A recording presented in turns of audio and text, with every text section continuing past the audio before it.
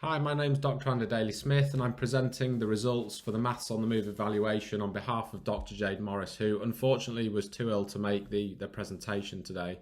So we thought best to record it so you could hear what the fantastic results were that we received or found out from evaluating the programme. So before I get into the actual evaluation, I just want to talk about why physically active learning.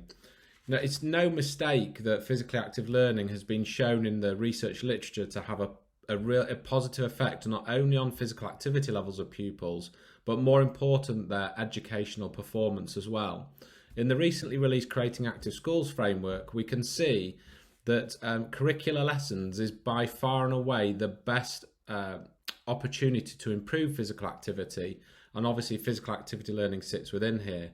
And that's because generally maths and English are the most sedentary time of a child's day. So there's a great opportunity to increase physical activity levels.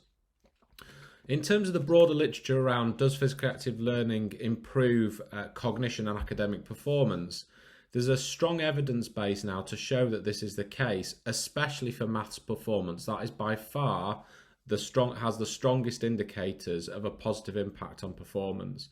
So worldwide studies now are showing that if we can get physically active learning right, whether it's delivered by teachers or by external providers, and that it can lead to enhanced physical activity, that we are seeing benefits on academic performance.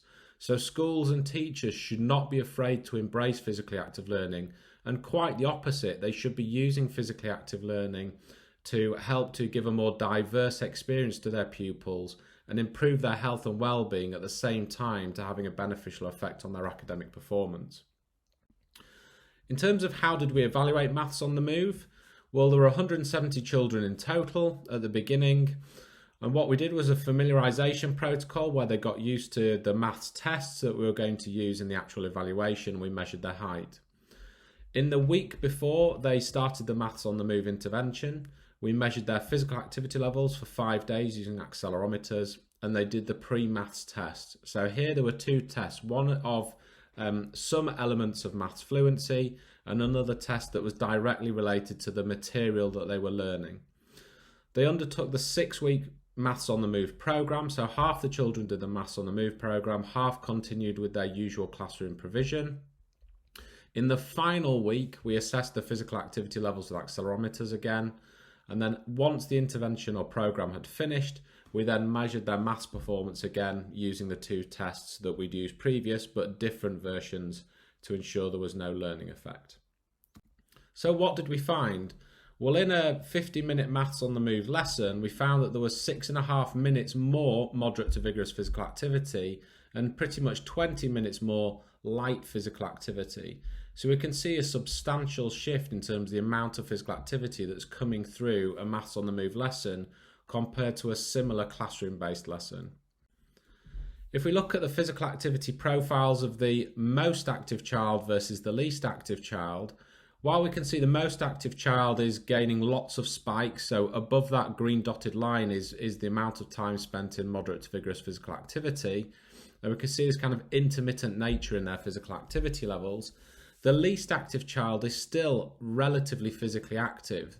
There's lots of spikes in their activity, maybe not into the moderate to vigorous level, but still they are not sat down being sedentary. There is lots of movement which will be benefiting their health.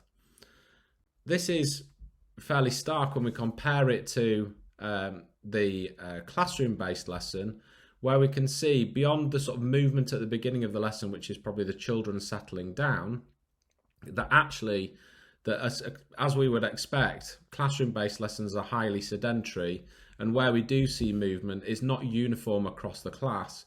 It's one child that maybe is getting up to move around to get something and to bring it back to their desk. So what did that mean overall? Well, within the obesity plan, there is the guidance that schools should be providing enough opportunity for children to achieve 30 minutes of in-school moderate to vigorous physical activity per day.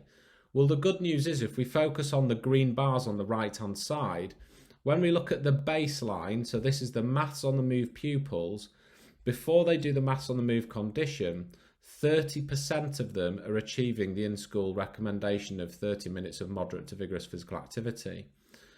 In terms of the math, when they do the maths on the move day, that doubles to 60%. So nearly 2/3 of the children are achieving that 30 minutes in school moderate to vigorous physical activity threshold, which is excellent news and should be celebrated. That demonstrates quite a powerful program in terms of a beneficial effect on physical activity.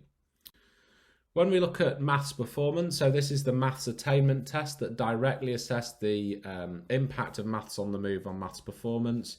And we can see a significant improvement in the maths on the move condition from a score of 11 before the intervention to a score of 19 after the intervention, whereas the control group stay relatively same, going from 10 to 11, improving their scores by 1.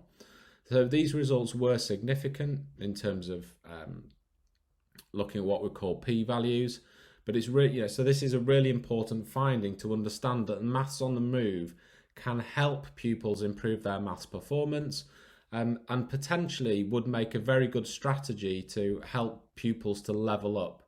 Now, if we're talking about providing additional maths tuition, why are we not looking at opportunities like this to get companies like Aspire to deliver their maths on the move program to help improve maths attainment in those pupils, especially who are most at need of support in this particular area? What was interesting as well was we did some focus groups with the children because we wanted to understand what their experiences of maths on the move were.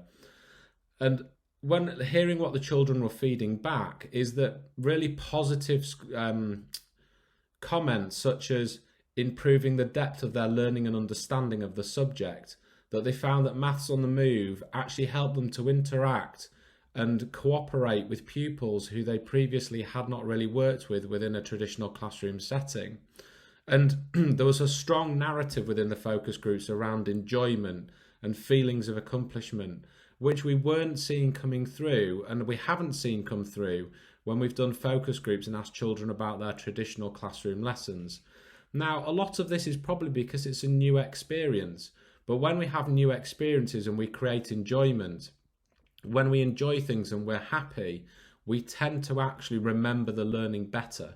So for me, it shows that the Maths on the Move program is providing a new, fun and engaging way for children to learn.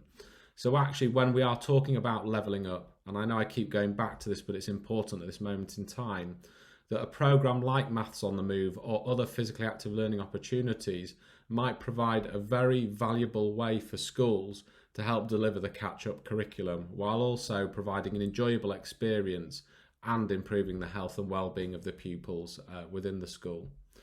Once again, apologies that we were not able to attend today to present live, but if you have any questions, I suggest can you email them to Andrew, and he can forward them on to Jade and myself, and we can answer those on behalf of Aspire. I'd like to thank Aspire as well for bringing us in as the external evaluators. It's always nice to know that you're seen as a valued researcher, and companies like to work with you to help understand the impact of their products. I wish you all the luck with the launch, guys, and I hope everything goes well. And as always, keep in touch. Thank you.